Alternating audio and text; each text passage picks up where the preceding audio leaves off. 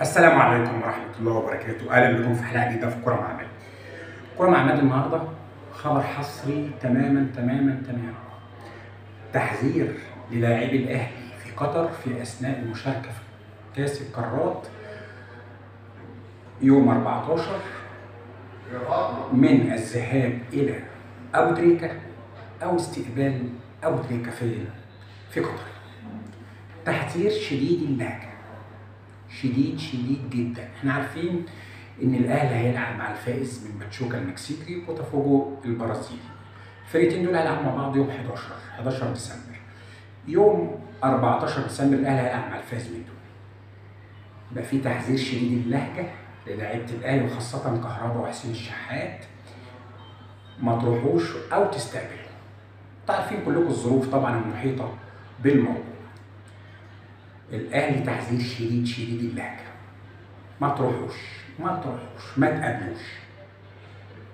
كلمه من اداره الاهلي. خبر كده الاولاني بتاعنا خلص. الخبر الثاني، ايام محمد رمضان معدوده في الاهلي. محمد رمضان المدير الرياضي في مشاكل كبيره مع اللعيبه، العيال مش عارفه تستوعبه. محمد رمضان مش قادره تفهمه كويس، راجل منضبط، راجل ملتزم، راجل محترم، الناس مش عارفه تستوعبه كويس. فالقصه وما فيها محمد رمضان على ابواب الرحيل من نادي الاهلي. يمكن ده يحصل قبل رمضان اللي جاي.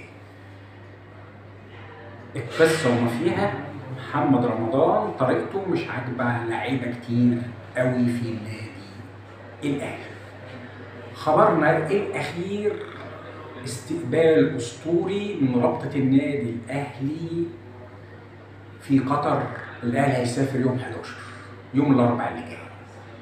الرابطه هناك عامله استقبال اسطوري للفريق، ورئيسه اسطوره الاساطير محمود الخطيب في فندق قبل ما يروح فندق الاقامه، من المطار لغايه ما يوصلوا فندق الاقامه. في استقبال اسطوري، استقبال تاريخي للاهلي. طبعا جماهير نفسها تشوف الاهلي في النهائي مع ريال مدريد. كل جماهير الاهلي بتمنى النفس ان هي تبقى موجوده في النهائي، وفي استقبال اسطوري لتشجيع ابطال الاهلي من المطار للفندق. الى هنا خلصت اخبارنا النهارده. السلام عليكم ورحمه الله وبركاته.